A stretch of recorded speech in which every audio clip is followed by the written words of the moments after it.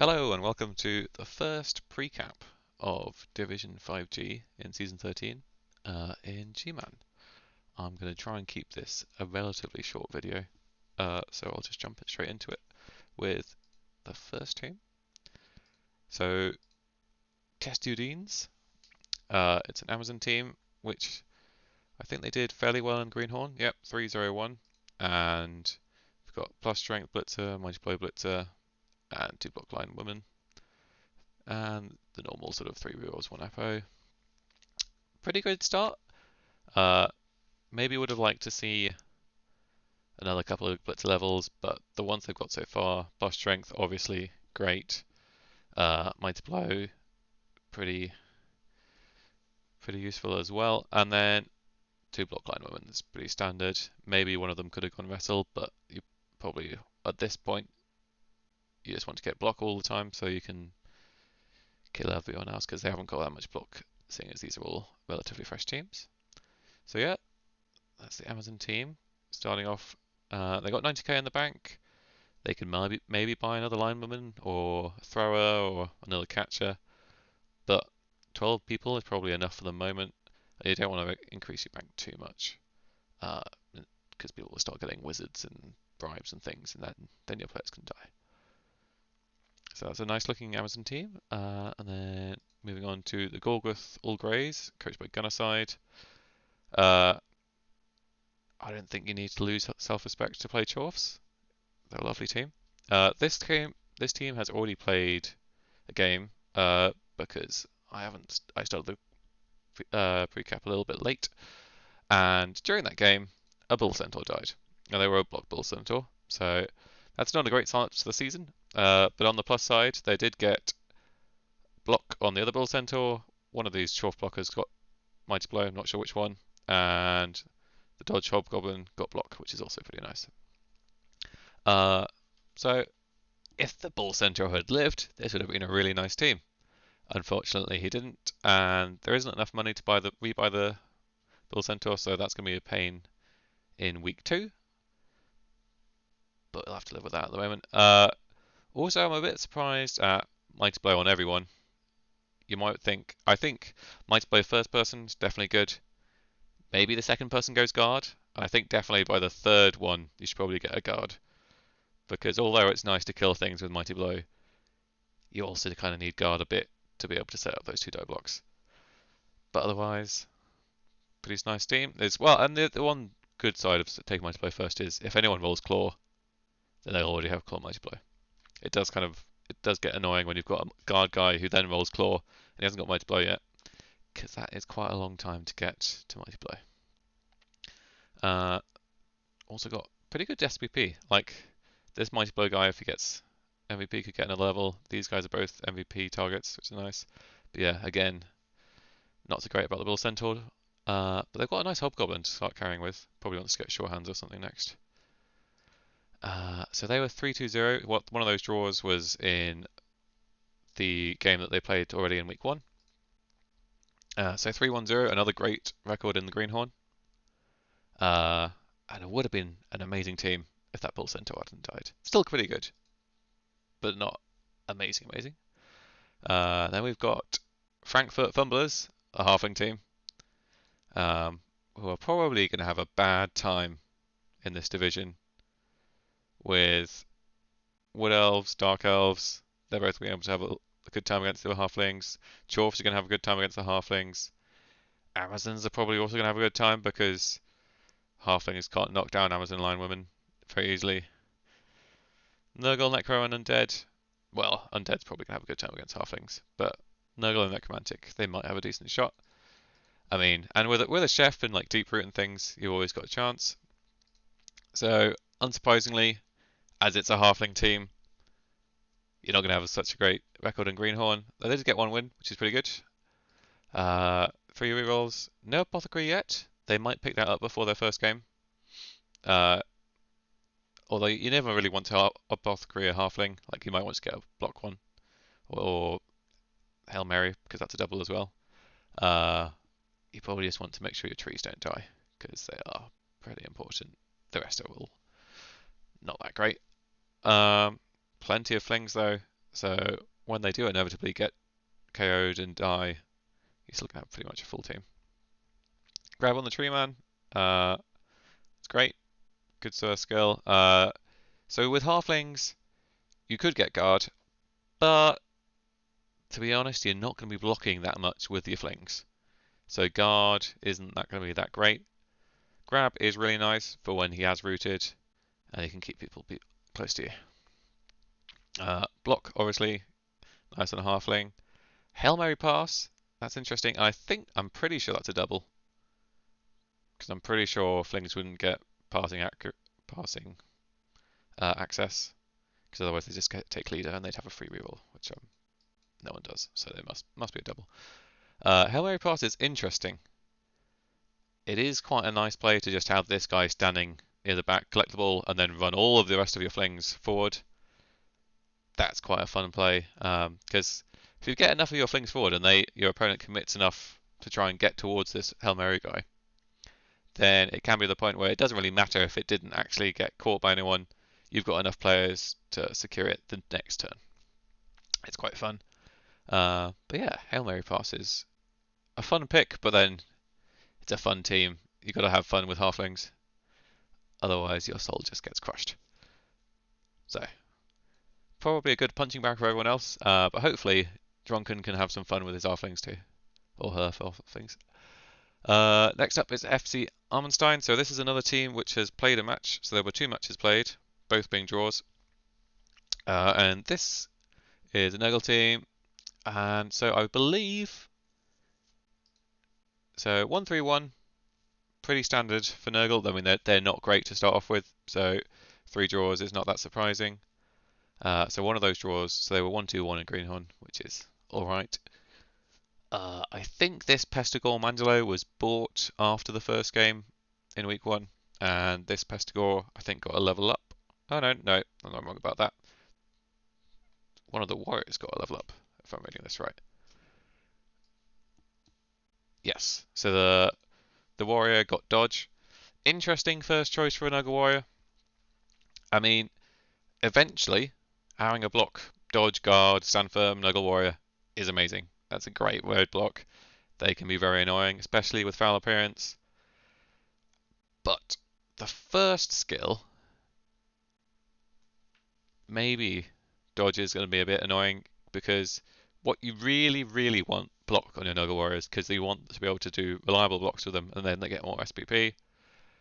Dodge makes that much slower to get the block. So it's a good long-term skill to getting that dodge, because obviously you want to take advantage of the doubles when they come up. But it does mean that guy is probably going to take a long time to level. Apart from that, the rest of the team, Pestigor's got Mighty Blow, so his killer started. That's good. 2 rerolls still, so you might want to start saving for the 3rd reroll, especially as if you're not taking block first and ignoring doubles, you're going to be turning over a lot with this team, because there's no block and only a few people have RG3, so you're going to be using your rerolls on all kinds of things. And yeah. Okay, Nurgle team, they're probably going to be really slow to develop and have a not great season, but that's just standard early TV Nurgle. They just are not great and hugely overpriced at the starting level, but when they get developed, they become monsters. Then we have Totally Acting Up, Rugbart. So no, these aren't, sorry. So they had a 202 in the Greenhorn, which is pretty decent. Not too bad, but not amazing either. They've had some nice development though. Block on a flesh golem, it's always great to get early flesh golem levels, because they can be a bit unreliable without block, and you want to be able to getting up to guard, maybe mighty blow, something like that. So getting them up quickly is nice. Of course, block on a werewolf.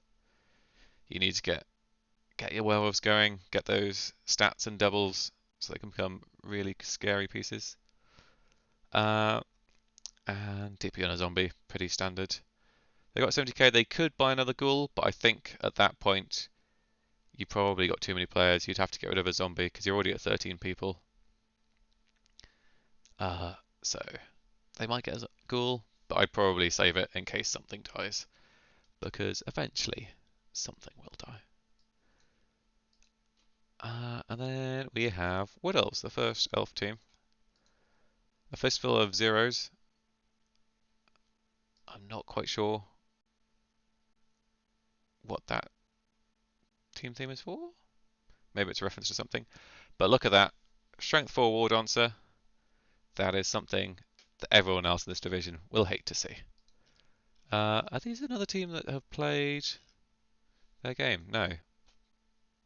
So they were 3-1-0 in Greenhorn.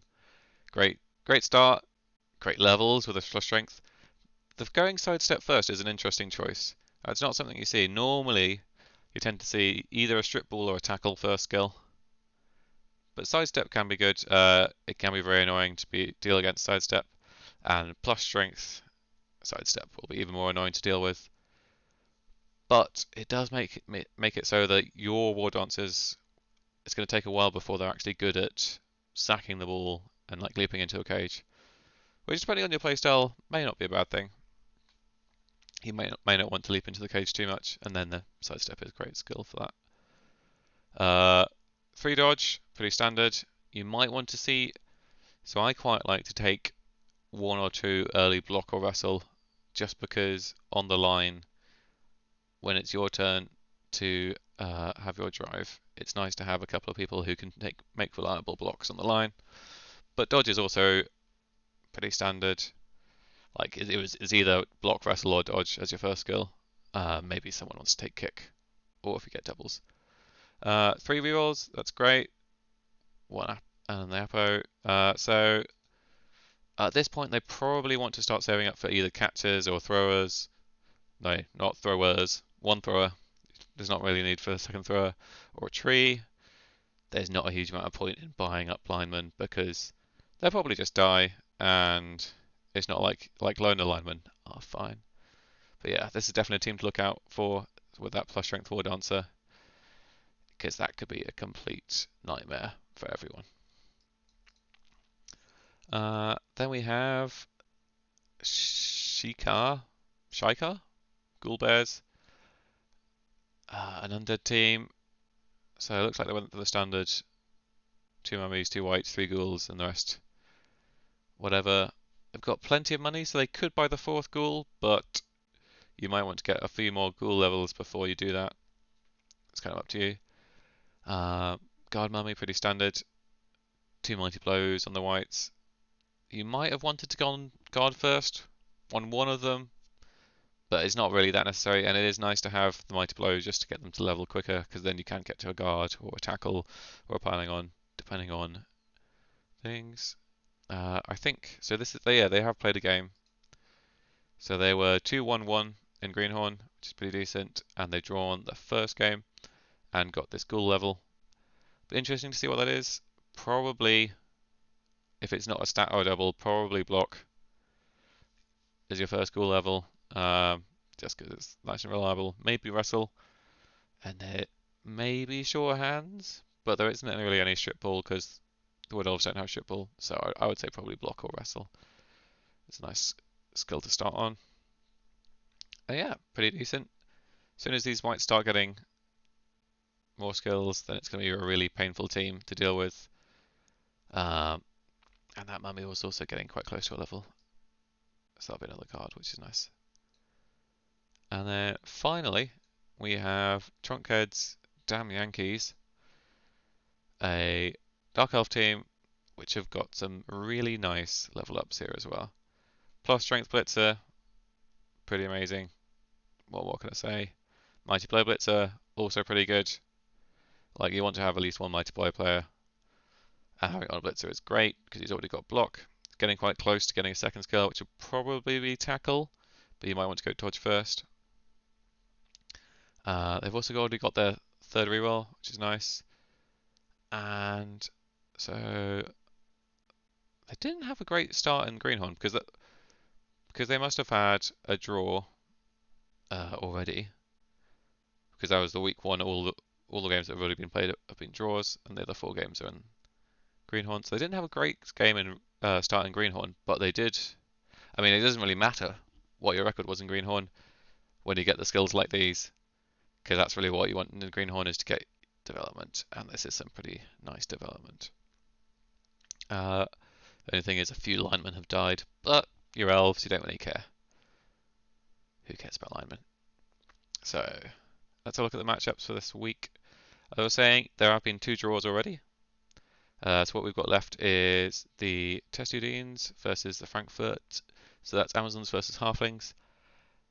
I don't think anyone will be surprised if the Amazons win, just because Halflings are not a great team.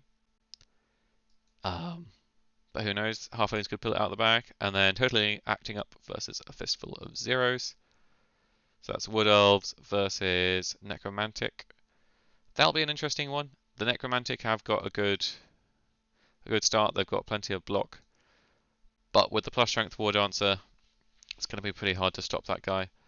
I think it could be slightly favoured to the Wood Elves, but they haven't really got anything, like apart from the plus strength, they haven't got anything that's particularly good at sacking the Necromantic's Bull Carrier. So if the Necromantics get a few good removals, then it could easily swing quite hard towards the Necromantic. So that is our little Precap. We've got 2 more games to play. So this is actually quite interesting because I haven't seen. I mean, normally you don't have 8 people in division, so there aren't that many games each week. So what we'll hopefully be doing is next times we'll be looking a little bit more detail in the matches, because with there aren't that many teams and there are fewer matches, we can have a little bit more detail to look into that. So that'll be something to look forward to next recap. And I will see you guys next week.